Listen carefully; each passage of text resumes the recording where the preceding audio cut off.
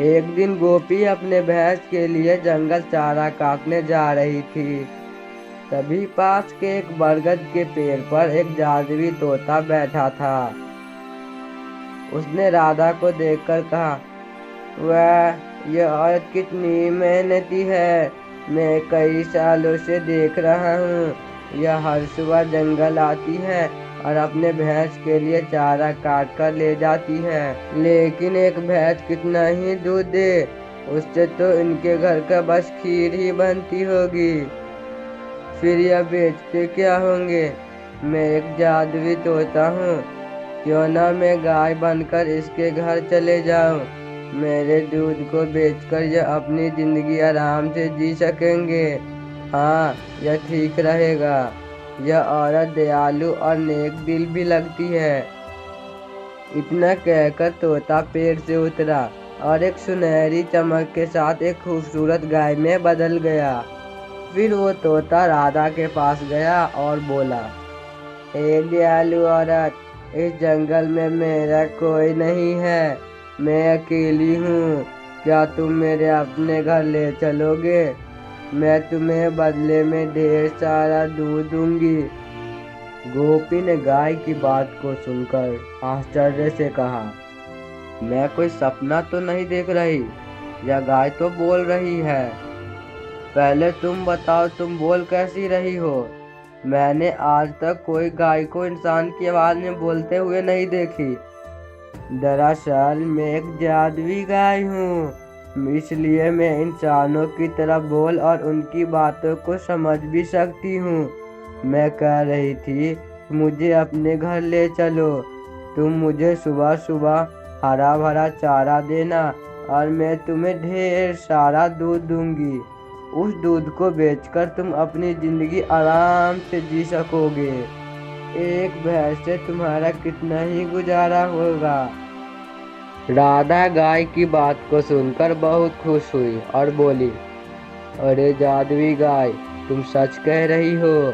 अगर ऐसा हुआ तो हमारी सारी मुश्किल खत्म हो जाएगी। ठीक है, तुम मेरे साथ चलो। गोपी गाय को लेकर घर की ओर चल पड़ी।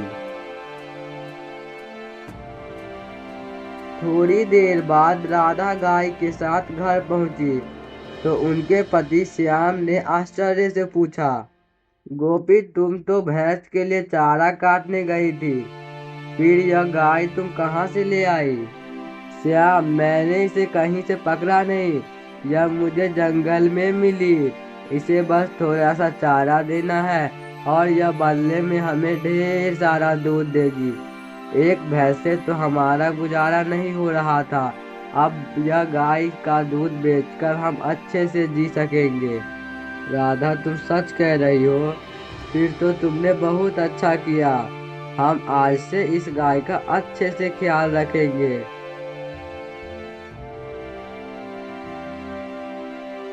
उस दिन से दोनों रोज जंगल गाय के लिए हरा भरा चारा लाने लगे। दिन बीतते गए। कुछ दिन बाद मोहन गांव के मुखिया के पास दूध देने जाने लगा। एक दिन उसका पड़ोसी हरिया यह सब देखकर सोचने लगा, अरे इसके पास तो एक ही भैंस थी, फिर यह हर रोज बाल्टी भरकर दूध कहाँ ले जा रहा है। एक भैंस तो इतना दूध कभी नहीं दे सकती है। जरूर कोई रहस्य है। मुझे जल्दी से पता लगाना होगा। हरिया अपनी पत्नी मीना को यह बात बताने घर गया। मीना, तुम तो जानती हो श्याम के पास सिर्फ एक ही भैंस थी, फिर वह कहाँ से रोज बाल्टी भर भर के दूध बेच रहा है। हमें जल्दी पता लगाना होगा, वरना वह हमसे भी अमीर हो जाएगा। ए जी, अगर ऐसा है तो जल्दी जाइए और पता लगाइए। मैं ऐसा होते हुए कभी नहीं देख सकती। मीना, मैं अभी जा रहा हूँ। वह श्याम के घर पहुंचा और चुपके से यह सब देखने लगा। श्याम गाय से बातें कर रहा था। मेरी प्यारी गाय और चारा खाएगी? मैं लाता हूँ अभी। नहीं श्याम, आज तुमने बहुत सारा चारा खिला दिया है, अब मैं और ज़्यादा नहीं खा सकती। हरिया गाय को बोलते देखकर हैरान रह गया। अरे यह गाय तो बोल रही है, यह कैसे हो सकता है? गाय भी इंसानों की तरह बोलती है क्या? श्याम, आज मैं तुम्हें ढेर सारा दूध दूंगी, जितना चाहे उतनी बाल्टियां रख दो। कल सुबह वो सारी बाल्टियां दूध से भरी होगी। नहीं गायत्री, तुम पहले जितना दूध देती थी उतना ही दो। ज़्यादा लालच अच्छी नहीं है। हमारा गुजारा अच्छे से हो रहा है। वैसे तुम्हें मेरे घर में अच्छा लग रहा है ना? तुम्हें चारा देने में तो मुझे कोई परेशानी नहीं है। हाँ श्याम, मैं बहुत खुश हूँ।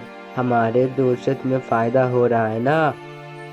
हाँ गायत्री, तुम्हारे दूध से हमें 2 वक्त की रोटी तो मिल रही है। अच्छा, तो यह जादुई गाय है जो बाल्टी के बाल्टी दूध देती है। मुझे जल्दी कुछ करना होगा। हाँ, कल जब मोहन गाय को जंगल ले जाएगा, मैं उसे मार दूंगा। फिर देखता हूँ यह दूध वो कहाँ से लाता है। श्याम, एक और ज़रूरी बात सुनो। अगर मुझे कुछ हो जाए या मुझे कोई मार दे तो तुम बिल्कुल चिंता मत करना। जिस पेड़ के नीचे मैं गोपी को मिली थी, उसकी पत्ती पर मेरे सिर को रख देना। मैं फिर से जीवित हो जाऊंगी। गायत्री, ऐसी बात आप क्यों कह रही हो? मेरा किसी से झगड़ा नहीं है। कोई आपको क्यों मारेगा? चलो, मैं तुम्हें जंगल ले जाता हूँ। गोपी, मैं गायत्री को जंगल ले जा रहा हूँ। अगर देर हो जाए तो चिंता बिल्कुल मत करना। ठीक है, लेकिन सावधान रहना, वहाँ जंगली जानवर भी होते हैं। श्याम गाय को लेकर जंगल गया। वहाँ गायत्री हरा भरा घास चरने लगी। तभी श्याम ने सोचा, आज बहुत गर्मी है। एक काम करता हूँ, मैं उस पेड़ के नीचे थोड़ा आराम कर लेता हूँ। वो पेड़ के नीचे जमीन पर बैठ गया। इधर हरिया झाड़ियों में छिपा था। उसने सोचा, इस गाय को मारना ही पड़ेगा। यह मेरे रास्ते का सबसे बड़ा कांटा है। तभी गायत्री जोर जोर से चिल्लाने लगी। मोहन नींद से जागा और बोला, अरे गायत्री को क्या हो गया? मुझे देखना चाहिए। जब वो गाय के पास पहुंचा तो दंग रह गया। गायत्री मर चुकी थी। श्याम बहुत दुखी हुआ और उसकी आंख से आंसू बहने लगे। हे प्रभु, ये कैसे हुआ? मेरी गायत्री कैसे मर गई? अब मैं गोपी को क्या जवाब दूंगा? श्याम उदास होकर घर लौटा। तभी गोपी ने पूछा, मोहन, क्या हुआ? तुम इतने दुखी क्यों हो? और गायत्री कहाँ है? गोपी, मैं तुम्हें कैसे बताऊं? गायत्री अब नहीं रही, वो मर गई। क्या? या तुम क्या कर रहे हो? वो तो जंगल में चारा खाने गई थी। बताओ क्या हुआ? मैं जंगल में पेड़ के नीचे सो रहा था, तभी अचानक गायत्री की चीख सुनाई दी। जब मैंने देखा तो वो मर चुकी थी। यह कैसे हो गया? वह गाय हमारे कमाई का एकमात्र सहारा थी। अब हम क्या करेंगे? गोपी, तुम चिंता मत करो। मुझे गायत्री का एक रहस्य पता है। मैं जंगल से पत्तियां लाता हूँ। ठीक है, लेकिन सावधानी से जाना। श्याम जंगल गया और उस पेड़ की पत्तियां तोड़कर गाय के पास पहुंचा। उसने पत्तियां गाय की सिर पर रखी। तभी एक तेज रोशनी के साथ गायत्री जीवित हो गई। मोहन खुश होकर बोला, गायत्री, तुम अब वापस आ गई। भगवान का लाख लाख शुक्र है।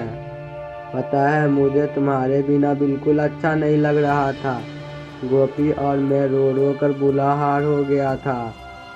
श्याम, चलो अब हम घर चलते हैं। गोपी मुझे देखकर बहुत खुश होगी। श्याम गाय को लेकर घर चले जाता है और गोपी को वह सब कुछ बताता है।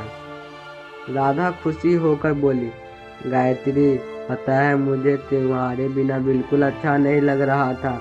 हम बिल्कुल परेशान हो गए थे। गोपी, अब तुम लोग चिंता मत करो, मैं लौट आई ना। हरिया जब घर से गुजर रहा था तो ये लोग इनकी बातें सुन लेते हैं। फिर उसे पता चलता है कि गाय अभी तक जिंदा है। अरे मैं तो इसको मार दिया था, फिर यह कैसे जिंदा हो गया। प्यारे दोस्तों, वीडियो पसंद आया तो वीडियो को लाइक, चैनल को सब्सक्राइब और अपने दोस्तों के साथ शेयर करना मत भूलना। आपका धन्यवाद।